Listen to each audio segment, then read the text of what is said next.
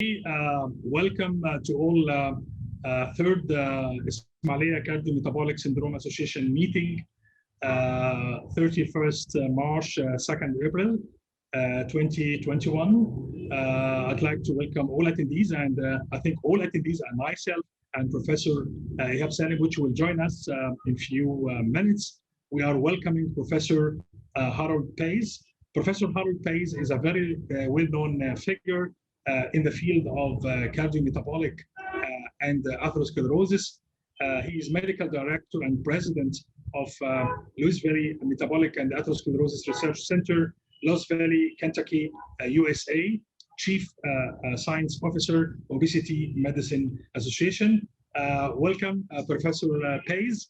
We are very happy you are joining us in ISMA for this year, and we hope that next year you will be with us physically after Corona has gone away. I hope so.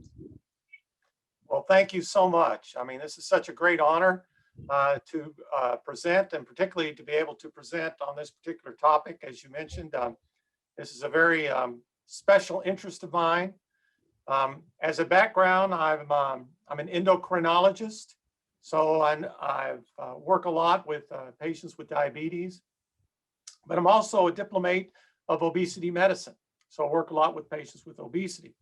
I'm also a clinical trialist. I've been a principal investigator for over 500 clinical trials, belong to a lot of different scientific organizations and such. And so what I'd like to do today is talk about the diabetes and obesity pathophysiology, and then give some reflective thoughts on the management of diabetes and obesity.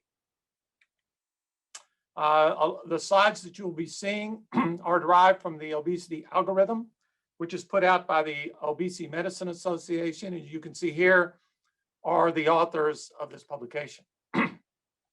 Okay, so why is it that we consider obesity as a disease? Well, the simple answer is because it is a disease. If you look at every criteria that you would use to define a disease, obesity fits that. Okay, it fits every criteria. And this is the definition of obesity according to the Obesity Medicine Association. Obesity is defined as a chronic, progressive, relapsing, and treatable multifactorial neurobehavioral disease wherein an increase in body fat promotes adipose tissue dysfunction, abnormal fat mass physical forces, resulting in adverse metabolic, biomechanical, and psychosocial health consequences. So I don't see how you come away with that definition and not understand obesity as a disease.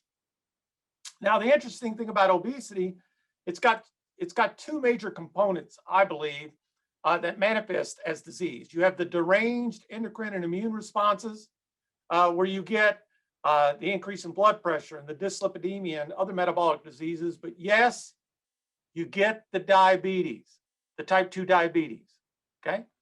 But then you also have the abnormal pathological physical forces where you get the fat mass disease. So you have the sick fat disease, or what we call the adiposopathy,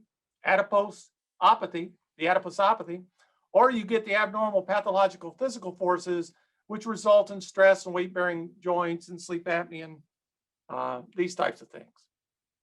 So how do we classify the obesity? Well, we can use body mass index, and that's fine for population studies. But for individual patients, what is more accurate are percent body fat. And we do a lot of dual X-ray absorptiometry or DEXA scans. And based upon DEXA scan results, we have these classifications put out by the Obesity Medicine Association. You may notice that we do have the category of pre-obesity. Some of the other classifications go right from acceptable to obesity.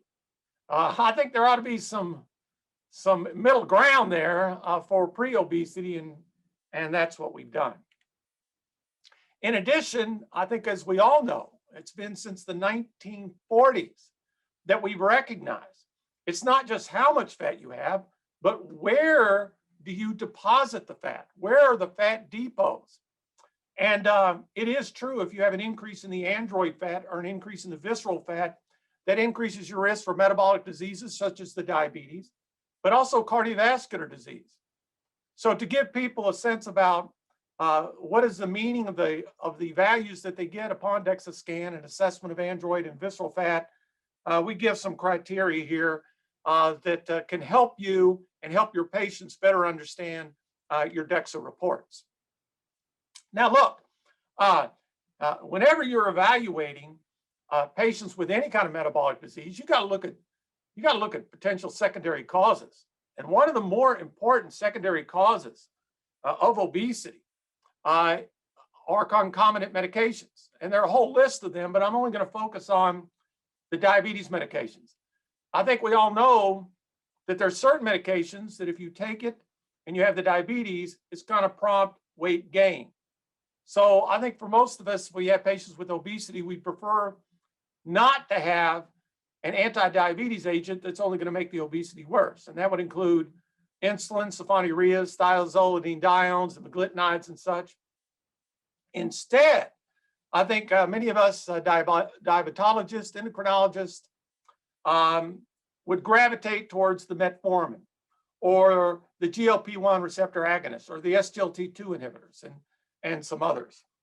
We'll talk more about that later on. You find many obesity medicine specialists that just use the metformin a whole lot. And maybe that's a lot of you.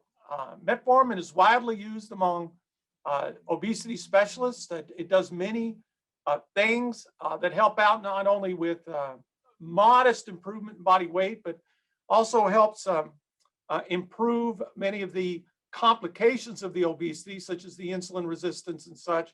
And so it's widely used in clinical practice. What about nutrition? Well, there is suboptimal nutrition that can contribute to the increase in body weight, increase in body fat, and the diabetes mellitus. Conversely, medical nutritional therapy can improve the diabetes mellitus. So what are the criteria when you're trying to improve health outcomes by the use of medical nutritional therapy? You want to use a nutritional intervention that's evidence-based, quantitative, something that the patient is going to agree to do and adhere, and then it's got to be qualitative. So it's got to be all of these factors. Now we used to say included in these criteria, patient preference. But it's interesting that when you apply what we think would intuitively work, doesn't work so much. If you give people the choice of what kind of nutritional intervention they want to go on, many times their dietary intervention does not work. And if you think about it, if you're just going to eat what it is that you wanted to eat anyway, then you're probably not going to undergo much change. And that's exactly what the clinical trials have demonstrated. So that's the reason we've taken that out in the past 2 to 3 years, the patient preference, and instead we have to allow our patients to understand that if they're going to go from where they are to someplace different, then they're going to have to make change. They have to have a willingness to change. Now, some things that I think are universal. So if you have isocaloric substitution of refined carbohydrates with saturated fats, I mean, you're going to be no better off from a cardiovascular standpoint. And the same thing is true if you substitute ultra-refined carbohydrates for saturated fats, you're no better off. So instead, as part of the medical nutritional therapy, preference for polyunsaturated fats, monounsaturated fats, whole grains, and of course, nobody agrees with trans fats. So what are the dietary patterns that are often used? Well, the Mediterranean diet and the DASH diet, the dietary approaches to stop hypertension, is a very good overall diet. And then there are other nutritional interventions that I think are acceptable in our patients with overweight and obesity. But one that's used a lot by obesity medicine specialists is the ketogenic diet. And this encourages very low carbohydrate intake. Now, for many who implement the ketogenic diet, there is a discouragement of course, ultra-processed and refined foods, but also avoidance of the saturated fats. Now, you don't That's not universally true. Some people that implement this diet don't make so much restriction on the saturated fats. The advantage of the ketogenic diet is, particularly with regard to the diabetes, is you're going to have reduced glucose levels. You're going to have reduced insulin levels. You're going to, in most cases, you're going to get reduced body weight. So these are all favorable outcomes when you implement the ketogenic diet. The disadvantages, and one of the major disadvantages, for some patients, LDL cholesterol levels will go up. For example, if you're one of the clinicians that do not advise patients to preferentially use polyunsaturated and monounsaturated fats, but instead are very permissive about the use of saturated fats, then for some patients, LDL cholesterol levels will go up. What you need to know here is overall, that's actually not true. So you hear about it a lot, but in actuality, when you look at the actual evidence, that really doesn't happen all that often, but it happens enough that we hear case reports about it. So if that happens, if you get a patient who gets an increase in LDL cholesterol levels, say you have a patient with diabetes, they have the obesity, you put them on a ketogenic diet, you didn't limit the saturated fats, and their LDL cholesterol goes up by a lot. And I just saw a patient, oddly enough, that was in a migraine headache study. It wasn't even a lipid study or a diabetes study. And she'd been on a ketogenic diet, and her LDL cholesterol went up just dramatically. So what's going on? Well, what's interesting is with obesity, you have a decrease in the absorption of cholesterol. So the thinking is once you start losing weight, you may have an enhanced intestinal absorption of cholesterol. So what can you do? Number one, you need to replace those saturated fats with mono and polyunsaturated fats in your patients with increasing LDL cholesterol with the ketogenic diet. But the second thing you need to do is you need to make ezetimibe your friend. Because if what's going on is you've taken a patient and you made them a hyper absorber of cholesterol, then maybe one of the best things that you can do for your patient is to put them on a cholesterol absorption inhibitor, and that's ezetimibe. Now, some of you probably heard of beta-cytostrolemia and these types of things. Ezetimibe is the only drug approved for treatment of the beta-cytostrolemia. But in this case, it's a similar principle. You're trying to block that cholesterol absorption that may have been enhanced by weight reduction. And then the other thing you should consider is the implementation of statin therapy. All right, what about physical activity? Look, another thing that the Obesity Medicine Association is put out there is a simplified guidelines. I think we all know about the 150 to 300 minutes or more of moderate intensity aerobic activity per week, or 75 to 150 minutes or more vigorous activity per week, with at least 2 times a week with resistance training and strength training. But there's always been this debate about what about walking? And then some people say, well, walking shouldn't count at all. And then you have other people say, well, only if it's brisk walking. Look, when we're managing our patients with obesity, if we could get every single one of our patients with obesity, particularly if they have the diabetes mellitus, to walk at least 5,000 steps per day, then that's a good day. That's a good day. So rather than getting engaged in what I think is a counterproductive argument, what we say is that if you're talking about a minimal goal, try to get your patients to walk at least 5,000 steps per day. Now, obviously, we would like for our patients to do more because it's a dose-related relationship between improvement in blood sugars and reduction in cardiovascular disease. We'd like our patients to do more. But if we have patients that are trying to do their best and they do achieve 5,000 steps per day, rather than tell them that that doesn't count, I just find that to be counterproductive. And as along with the physical exercise, we have these behavioral therapy techniques that need to be doable, they need to be efficacious, they need to be measurable, and it needs to be self-ownership.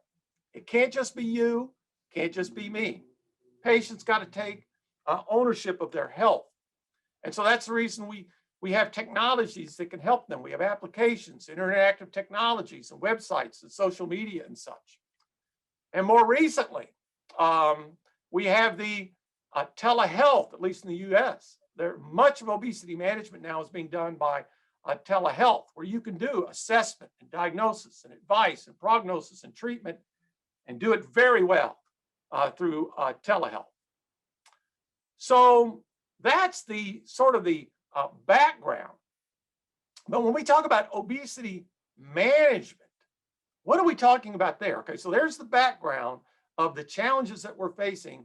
How do we move forward with treating our patients? Well, the first thing to understand about how we're going to get patients to where we want them to be is to figure out where they are today. And where they are today is that if you have an increase in body fat and physical activity based upon genetics, based upon the environment, you can have the fat mass disease or the sick fat disease or the adiposopathy that we previously talked about. And what people don't necessarily recognize is fat mass disease, even though it's a biomechanical problem or adverse outcome with the obesity, many times fat mass disease can also contribute to metabolic disease. Such as an example would be sleep apnea. Sleep apnea can increase the risk of heart disease. Sleep apnea can increase the risk of high blood pressure. Sleep apnea can actually increase the risk of dyslipidemia. I mean, it's a very curious mechanism. But for diabetes, yeah, sleep apnea can also increase the risk of elevations in blood sugar. Now, I always put this slide in here because you've probably heard the term, he who only has a hammer only sees nails, that sort of saying. And I always have to remind myself that while I believe obesity is the most common cause of diabetes, hypertension, and dyslipidemia, there are certainly other causes. So we shouldn't give our patients the idea that every problem they have, including metabolic disease, is always going to be due to obesity. There are a lot of different causes of the diabetes, hypertension, and dyslipidemia. It's just that obesity is incredibly common, incredibly important. All right, so what are the first things our patients experience when they're on their road to the diabetes mellitus and they have the obesity or the increase in body fat? Well, the first thing they have is they have the increase in fat cell size or increased accumulation of their adipose tissue, and that becomes pathogenic. That's the reason we call it adiposopathy. They get sick fat. Their endoplasmic reticulum don't work. Their mitochondria don't work or don't work as well. And as a result, you get this energy overflow, you get increase in circulating fatty acids, you get the immunopathies, the endocrinopathies. Just as an example, if your peripheral adipose tissue is unable to adequately store excess energy due to positive caloric balance, where's that energy going to go? It's going to go to other places. It's going to go to your liver. It's going to go to your muscle. Might even go to your pancreatic beta cells, causing dysfunction of all these other organs. And I'll tell you where else it's going to go. It's going to go to the fat surrounding your heart. And we're going to talk about that. All right, so initially, because of this onslaught of the adiposopathy and its adverse metabolic consequences, you get liver dysfunction. That's usually, for most people, the first thing that you can detect. But then it moves on to dysfunction of the muscle, and then you get insulin resistance and hyperinsulinemia. And that hyperglycemia and hyperinsulinemia, well, that only worsens the obesity, right? It only worsens the fat cell dysfunction. And so you get this vicious circle that we often see. All right. So again, we're talking about the adiposopathy, the sick fat, the immunopathies, the endocrinopathies, increase in circulating fatty acid with the insulin resistance and beta cell dysfunction. And where does this insulin resistance occur? I mean, what happens? Well, normally insulin increases and it results in what we would call healthful metabolism of the glucose. It does all of these things intracellularly. That's how it's supposed to work. But when you get the adiposopathy or the dysfunction of your adipose tissue adipocytes, and then later on dysfunction of your hepatocytes and your skeletal muscle cells and such, you get this post-receptor dysfunction that results in what we call insulin resistance. You're not able to respond to the insulin as well as you once did. And why does this occur? It occurs because the increase in body fat or the adiposopathy is often not just a metabolic disease, but it's also an inflammatory disease. You have adverse inflammatory consequences. And what are we talking about? We're talking about an increase in the pro-inflammatory responses from tissue macrophages, where again, you have the more pro-inflammatory versus anti-inflammatory. You have an increase in tumor necrosis factor, which does all these things to disrupt your cellular machinery and such. And that results in the insulin resistance and the other things that we often see in patients who have the diabetes as a result of their obesity. You have decrease in the anti-inflammatory effects of things like adiponectin. You have an increase in interleukin 6. You have an increase in chemoattractant factors. And that's just the inflammatory side. You also have abnormalities in the endocrine side, in the hormone side. You have an increase in the leptin and other hormones associated with adipose tissue that promote the insulin resistance and the diabetes mellitus. And then finally, I think we all know this, you get that lipotoxicity, which again, if your peripheral adipose tissue is not able to store excess energy, that energy's got to go somewhere. And so you have this increased release of free fatty acids that go to your liver, muscle, and possibly your pancreas, all contributing to the diabetes mellitus. So this is just a personal opinion of mine. I hear this term comorbidities, that diabetes is a comorbidity of the obesity, or it's an associated risk factor. And I am very much opposed to that sort of characterization.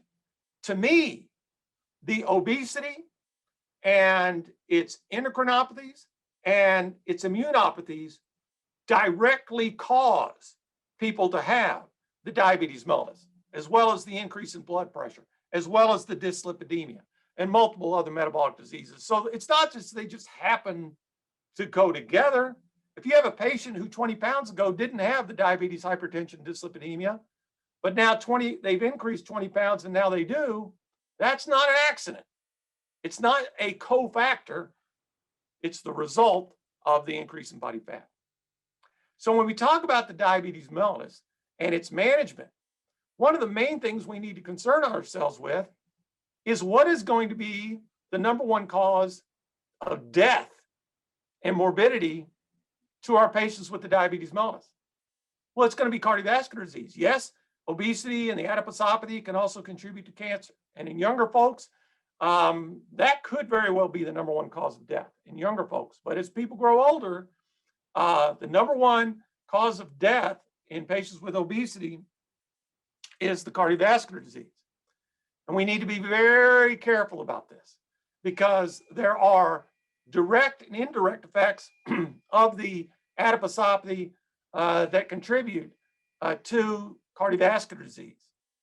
From a direct standpoint, remember how I talked about when you have an increase in ectopic fat, it isn't just the liver, it isn't just the muscle, it isn't just the pancreas, it also can surround the heart.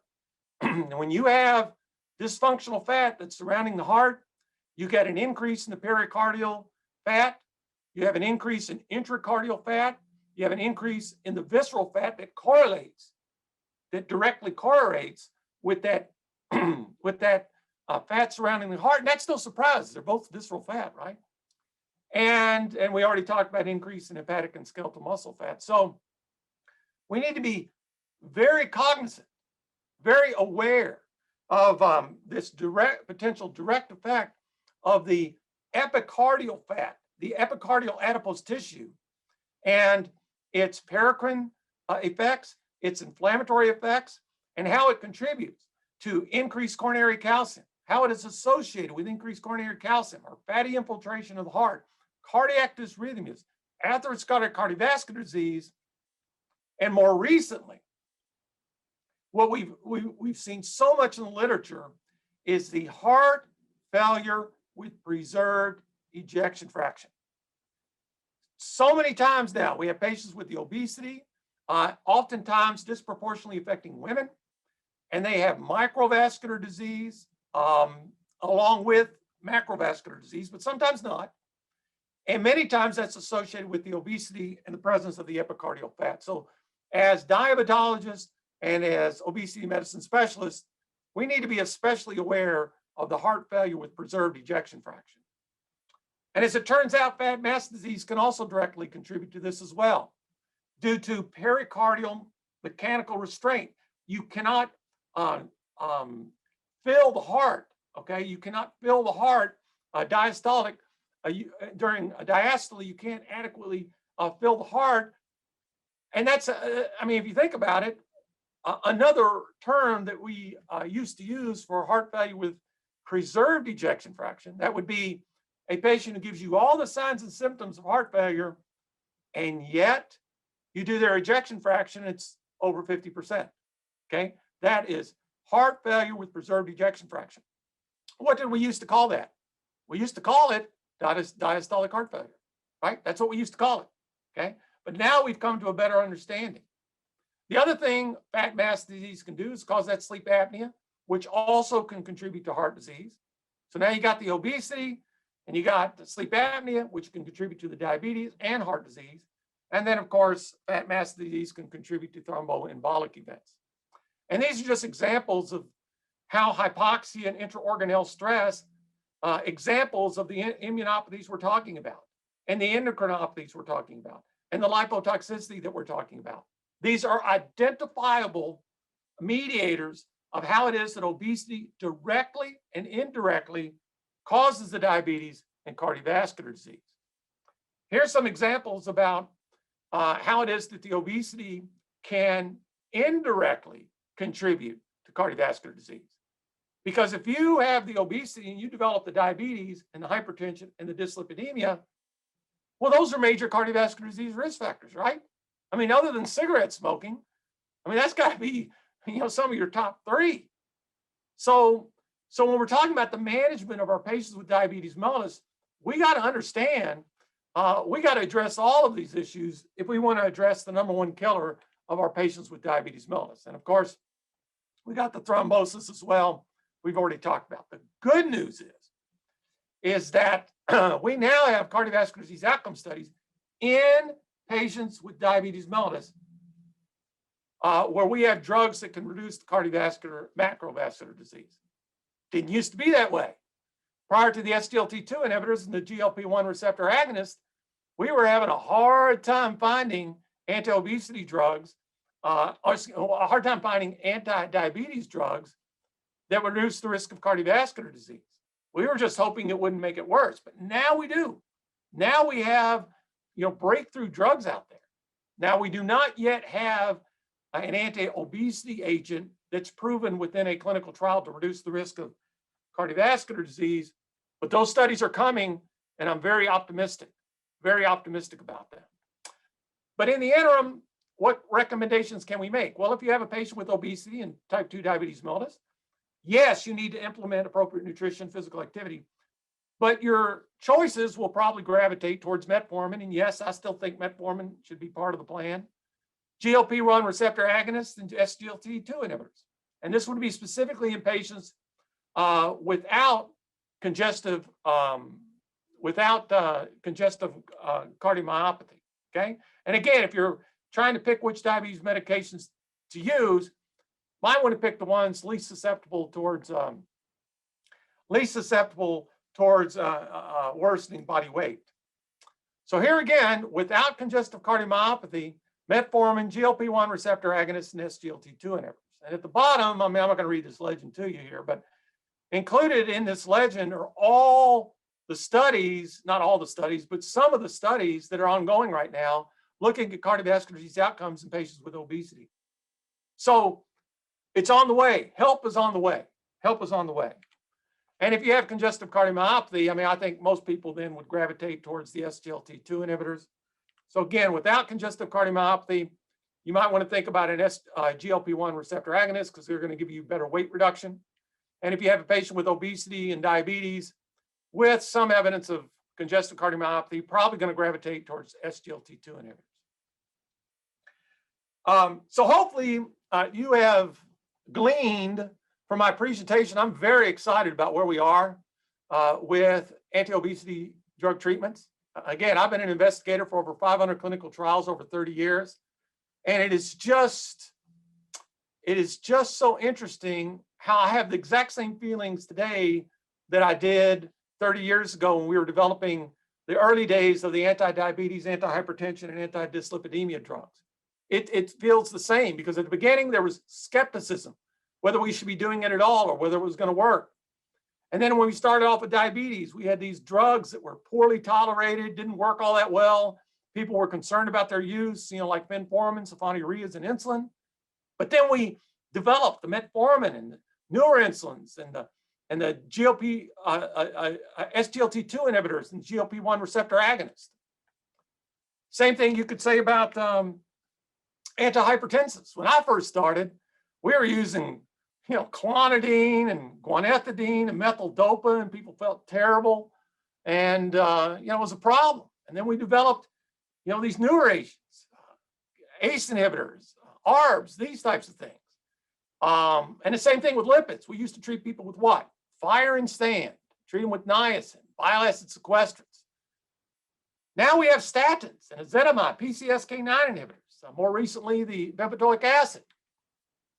And so that's where I see where we are today with the anti-obesity agents is exactly where we were 30 years ago. Yes, the current agents are effective, and in many patients, they do very well. But I'm just telling you, when we start having cardiovascular disease outcomes benefits proven with evidence-based medicine, cardiovascular outcome trials showing benefits, reduction in cardiovascular disease outcomes, or events with anti-obesity agents, I think that's when the world changes. And with that, I again want to thank the organizers for inviting me to this presentation. Thank you very much, Professor Pays, for being with us and for this very elegant presentation. And I'm wondering if you have, I think you have another presentation for the diabetes and obesity reflections on management, or you just did it. And before that, Professor Ihab Salim is the founder of ISMA and the president of Third International ISMA meeting hybrid edition. We'll welcome you just right now, Professor Pays. Professor Ihab. Thanks a lot to Professor Pays for this outstanding lecture, for accepting our invitation to be with us. It's a great day in the history of our Ismailia Metabolic Syndrome Association. Looking forward to see more again and again, and then physically after COVID-19 subside. Thanks a lot for being with us. Thank you so much. Yes. Thanks again for this outstanding lecture, Professor Pays. I wanted to ask some simple questions here. In a patient with type 2 diabetes, American Diabetes Association states that in the patient with type 2 diabetes, overweight or obese, and have a body mass index more than 30, if the patient has 6-year duration only of diabetes, you can attain and enter in diabetes remission by using the newer anti-diabetic medication like GLP-1, SGLT2. According to this, if you start early, look to the backward, some step to the backward, in the patient, pre-diabetic obese patient, why we didn't start early and attain this diabetes remission early and they take extra cardiovascular benefit and renal benefit? What is your opinion about this approach in the patient with pre-diabetes and obese? That's, of course, if I understand your question correctly, the management of the patients with the pre-diabetes has always been very controversial, as I think was implicit in your question. And it's controversial because I don't think anybody doubts that for your patients, if you had the choice of your patient having the pre-diabetes or not having the pre-diabetes, you would not want them to have pre-diabetes. I think we all understand that. The challenge is that to what degree does pre-diabetes actually go to the type 2 diabetes? That's the question. And that's where we end up with surprisingly variable results, because it's not always the case that our patients with pre-diabetes will go on to develop type 2. Now, you might say, well, if they lived long enough, they would. And maybe that's true. But not everybody's going to live long enough where they're going to go from the prediabetes to the diabetes mellitus. So what can we make of this? Well, here's what we can make of it. I think most everybody agrees that the earlier that you implement therapeutic modalities in order to treat the obesity, the better off the patient's going to be. And that's not just obesity. That's true with diabetes, hypertension, and particularly lipids, right? You want to implement earlier, not later. That's when you get the biggest benefit. So there is nothing wrong if you have a patient with the overweight or with the obesity to implement early medical nutritional therapy.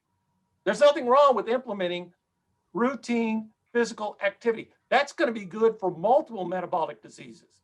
And yes, it's also going to help you with the diabetes mellitus. Now, whether you want to go ahead and initiate a metformin or something like that, I mean, I think that's the art of medicine.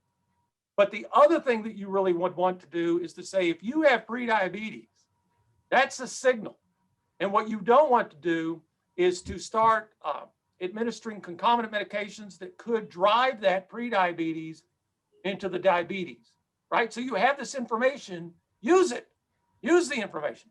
And then the other thing you would want to do is avoid worsening of increase in body fat or worsening of the onset of the obesity in your patients with prediabetes, because that I think does have a good chance of putting them over into the diabetes mode. So use the information, use it wisely, don't overreach, don't go too far as overinterpretation, but utilize that information to positively affect the patient early on, that not only is going to improve their diabetes, but may also improve their hypertension or dyslipidemia and their risk for cardiovascular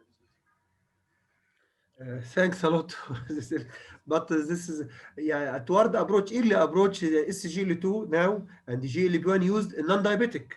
This is the reason for I wondering about why you use it in the pre-diabetic in spite of I use it in non-diabetic patient. يعني pre-diabetes coming to diabetes, not also to the diabetes, but other risk factor. This is a disease you have mentioned now could have cardiovascular benefit, renal benefit, and you can take, especially if this pre-diabetic patient have multiple risk factor, and the main target here is to prevent or delay cardiovascular complication and maintain quality of life. Thanks a lot. The second question is about bariatric surgery. Would you refer your patient to bariatric surgery? Isn't that interesting? Here we have this therapeutic approach that is quite extraordinary in improving the lives of our patients, improving their diabetes, their lipids, their blood pressure, and can reduce overall mortality. Unfortunately, at least in the United States, it's been estimated that less than 5 to 10% of patients who are eligible for bariatric surgery actually get it. So it is a grossly misunderused therapeutic approach. And I just think that is a prime area where I think not only patients could use improved education, but I think clinicians could use improved education. Now, I'm not a surgeon, all right, so I have no conflict of interest here, but I do understand the data. And the data is that bariatric surgery for many patients can do a very positive thing in reducing cardiovascular disease risk factors and reducing cardiovascular disease risk. Yeah. Thank you very much, Professor Pace, for your answers. And if you don't mind, Professor Ihab, I have just a question about the possible use of, again, SGLT2 inhibitors, but now for prevention of cardiovascular disease. Do you think there will be a time that we will use SGLT2 inhibitors in non-diabetic, non-obese, non-pre-diabetic patients with high risk of cardiovascular disease to prevent heart failure or to prevent even heart failure with reduced ejection fraction? Do you think so, Professor Pace? This is what drug are you talking about? Yeah, SGLT2 inhibitors. Oh, yeah. Well, I mean, we're going to know, aren't we? because those studies are ongoing. But as far as I can tell, as we sit here today, how can it not? How can it not improve? Look, when we first started doing the clinical research for the SGLT2 inhibitors, I will be honest with you here. I wrote a couple of review papers on all the agents that were out there that we had done research work, and I thought they would do okay.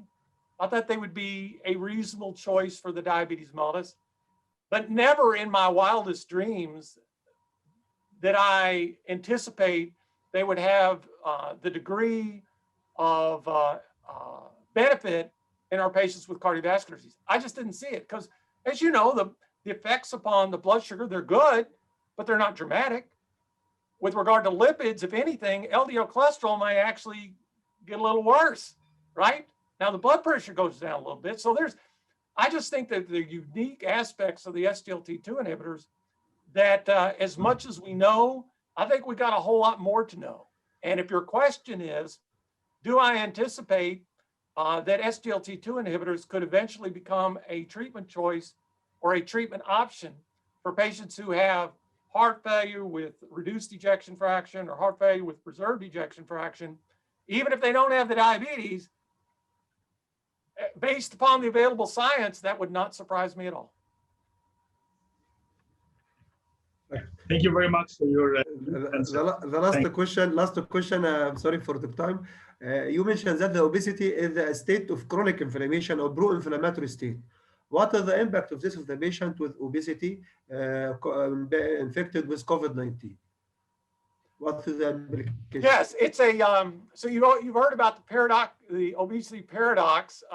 They're about where people get confused about the obesity paradox. There's like 10 obesity paradoxes out there. Okay, and of course we don't have time to go through all of those, but let's talk about what's paradoxical with the obesity and COVID-19.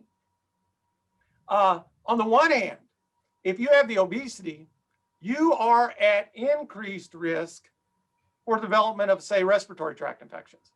And that's partially due to impairment of lung function, but also because there are immunopathies that take place where the immune system is dysfunctional.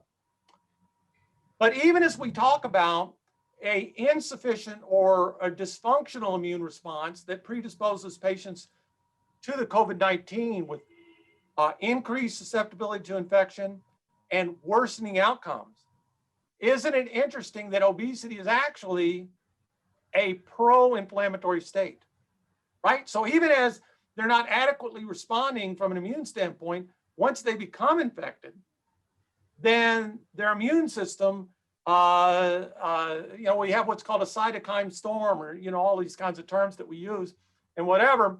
And then that could make the respiratory response or respiratory disease response even worse. And so that helps account for the poorer or the less favorable outcomes of patients with the obesity to the COVID-19 infection. So what's the lesson here? The lesson is that the complications of obesity are multifaceted, and the earlier we can intervene to prevent the obesity, or if the obesity is already there, to treat it and treat it aggressively as early as possible. Now maybe when we have pandemics or whatever's next that's coming, we'll be better prepared and better able to manage it. And even without that, remember what I said before, obesity is becoming the #1 preventable cause of cancer. Now, cigarette smoking, some people I think still think it's a little higher than that of obesity, but it's moving very rapidly to become the #1 preventable cause of cancer. And it is a very common cause of promoting both direct and indirect effects that promote cardiovascular disease. So there's just so many aspects of the obesity that require our aggressive attention. And the good news is that within the next, say, 3 to 5 years, I think we're going to see a dramatic improvement in the tools that we have available to treat this chronic disease. Thank you very much, Professor Bates. Right, Thanks a lot. Thanks a lot for your time, and looking forward to see you again and again in our. Thanks a lot for your time. You can end, Professor Tag. Yeah, thank you very much, Professor Pace, for your interesting presentation. And we wish that all ISMA attendees got important knowledge and maybe practical perhaps in management of obesity and diabetes, and the link between obesity and diabetes, or diabetes and obesity, which is diabesity. Thank you very much, Professor Harlod Pace, who did more than 500 clinical trials and papers, and he is one of the cornerstones of the team of American Heart Association. I have seen many papers with his name glowing there. So we wish to see you again physically in Egypt, Ismailia. Thank you, Professor Pace. Thank you very much. Thank you. Okay. Thanks. Thank you.